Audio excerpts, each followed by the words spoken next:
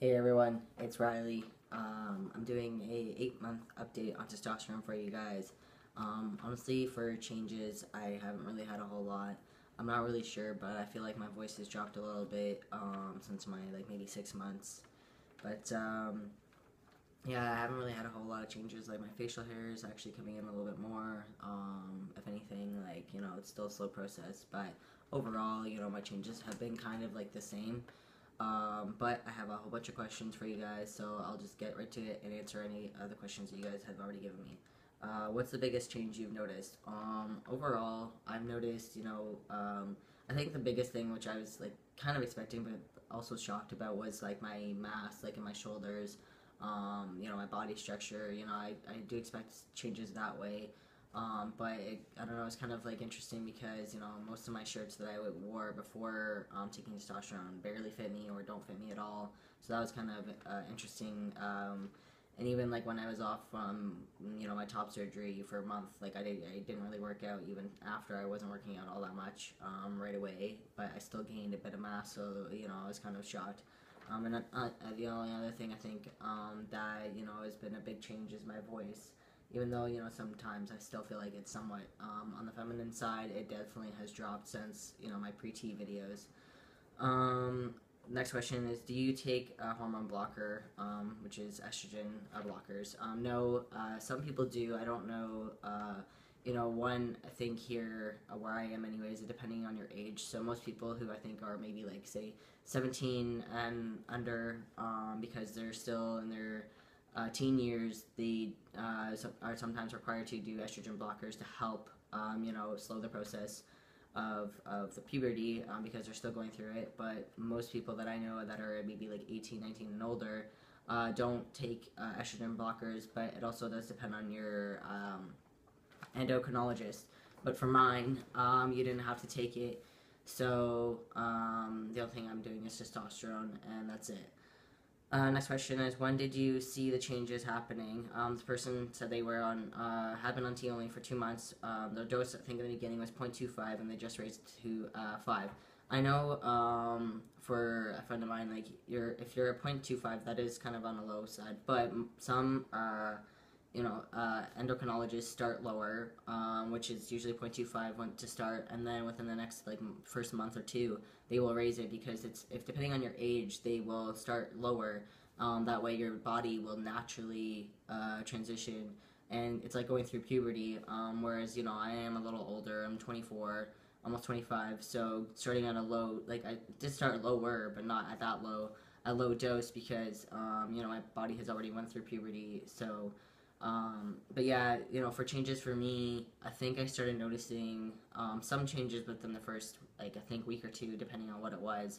But for like body structure and stuff like that, voice changing, I noticed it around a month and a half, close to 2 months. But everybody is different. Everybody, their body reacts different to testosterone. Like I know people who are 3 or 4 months on T, and they had like facial hair. And I've seen guys who are almost a year and a half, 2 years, and they really don't have a whole lot. So it's also genetics too. Just everybody's different when it comes to testosterone. There's a lot of factors in how your body reacts to it. So try not to get discouraged if you see different people who have better changes than you are on it for less of a time. It just takes time. I don't really have a lot of whole facial hair. My voice is still kind of somewhat feminine. But, I have to take the changes that I get and appreciate them. Next question is it necessary for you to have bottom surgery, and how do I feel about it? Here in Canada, it is not necessary. I do know, at least some places, that you are at least required to have top surgery in order to change your gender marker, which is kind of weird. But here in Canada, in most provinces, I think, you are not required to have either if you want to change your gender marker and name and stuff like that. Some provinces do. In Ontario, I don't think it is one requirement. If you want to change your gender marker, you just need, a therapist, your doctor, family doctor, stating that you have been living male for a certain amount of time, this and that, whatever. But, where I do live, yeah, it's not required. But in some places, like I said, it is. So depending, just where you live. And how I feel about it, for me, I would eventually like to get bottom surgery. It's definitely something that I've thought about, been thinking about, and if I can, I eventually will be getting bottom surgery. It is right now, I think, kind of on the back burner, more or less, because it's very, very risky. There's a lot of complications that could go wrong. So, for me, it's something that I'm thinking about, but I kind of want it to wait till things are more progressed when it comes to the surgery wise. Next question: are you more comfortable in your body since starting T and having your surgery? Definitely yes. I've noticed a huge difference in like how much I'm comfortable and that I'm now presenting more myself. It's kind of interesting because like yesterday I had to go to the doctor's, kind of why I'm sitting in the chair, but I ended up injuring my foot at work, and like I'm just in like a crappy pair of shorts and a crappy tank top. Like I did not think I would pass as male, and every time that somebody identified me, they said, "Okay, come here, sir," and like, "Sir," and then I had to go up to the counter to give them my ID, like my health card, and even afterwards, she still ID'd me as male.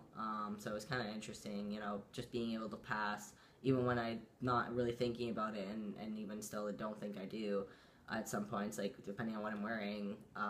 But it just makes me feel like, okay, like even if I'm not trying, I still pass.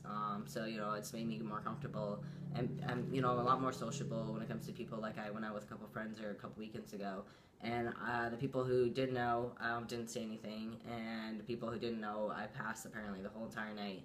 And so, it's definitely something that, I'm now more comfortable with going out and meeting just new people because it's like, okay, I know I pass. Which in a way, like, I hate that word, but it definitely makes me feel more comfortable just to know that like people are seeing me as male. Has any other exciting things happened or are happening for me? Not really. Like honestly, since my testosterone and my top surgery, just been like working. And the only thing that I'm like looking forward to is probably getting bottom surgery at some point. The only actually other thing that kind of exciting happened in my life, not even to do with my transition, is that I recently saw my mom, and I met her actually at the airport, and it was almost 5 years. It would be 5 years next month that I saw her last. So it was almost 5 years of not going without seeing her because she lives in a different province than me. So yeah, that was definitely the only really exciting thing that I have to say. It went well, and it was really nice seeing her. But yeah, what advice would I give to someone just starting tea for the first time? For me, my advice: one, make sure you find the right doctors or who are willing to help you. I know I've had a couple friends who have had issues going to doctors, and told them they wouldn't help them if they didn't go through KMH, which is kind of bogus. My doctor, family doctor, originally said that, and I had a therapist letter with me, and I'm like, look, like I don't want to go through KMH. I don't have to. It's not an obligation for me or for people in Ontario to go to KMH. I had no reason to. I'm paying for my top surgery out of pocket. And I told him that. I'm like, and I think at that point I was only like a month away, if that, from having top surgery.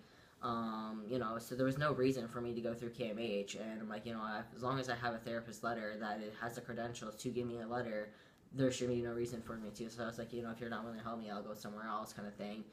So just make sure that your doctors are willing to help you, and that they are willing to take what you have. So if you have a letter and that's all they require, make sure like that they're gonna help you. If not, go somewhere else. But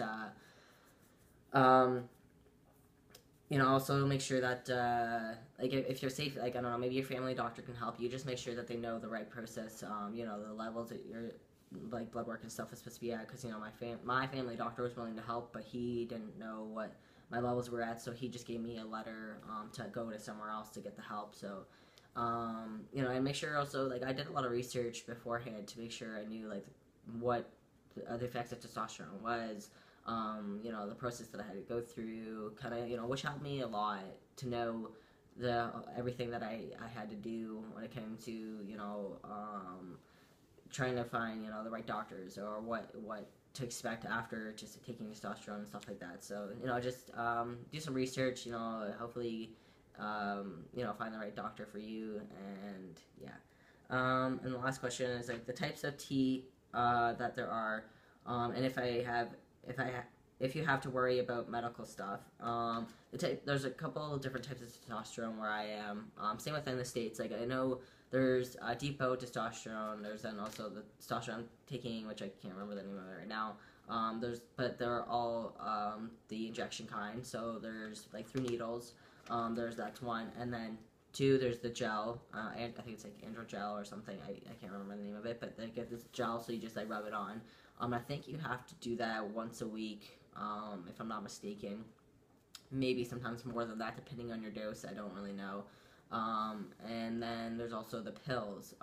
So you can take, testosterone pills.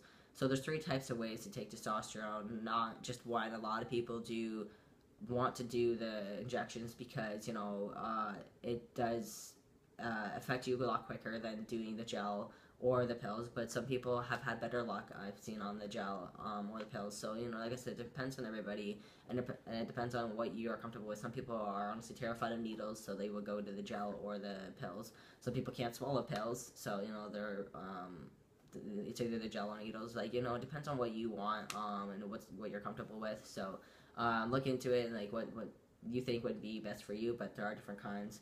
And for medical stuff that you have to worry about, there are going to be things that, like, no matter what medication you're taking, that there are going to be side effects. That's why you have to make sure that you talk to your family doctor and your endo, who prescribes your testosterone for you. If you have any symptoms that you think are out of the ordinary, you're going to have things that happen, like obviously body hair, facial hair. Maybe sometimes people could experience like mood swings, but that also maybe could be because your testosterone's too high. There's certain things that are going to happen, but they could be a little bit more progressed than they should be. So, make sure to communicate. But for long-term like effects, they really don't know everything. Like I said, it kind of depends on your genetics. So when it comes down to it, just keep an eye on your symptoms and stuff, but overall, I don't think is a huge worry when it comes to medical stuff. And actually, there's just one more question, I think. And for the guys who live near me in Ontario, what do I suggest for starting T and for starting doctors? Well, I kind of already somewhat talked about for starting on testosterone, like what you guys should do. But the first step I know for me that I did was talking to my family doctor. So that was my first step. If you don't have a family doctor, maybe try and talk to somebody. If you go to a walk-in clinic and just tell them like, look, I think I'm transgender or am transgender. If you're and just say like, I'm looking for somebody who can help me when it comes to prescribing me testosterone, or maybe if you're looking for a therapist, maybe they can suggest somebody. Do some research as well. I did some research looking for the right doctors and therapists and stuff like that. But the first step was like also going to a doctor who I knew I was comfortable with, and getting him to help me any way he could. So that's one thing. And then also trying to find the right doctors and stuff. And making sure that you're comfortable with the people that you are working with. And just I think that's really it. Just make sure that you find the right people and whatnot. But yeah, this is my video for you guys. Hopefully you guys like it.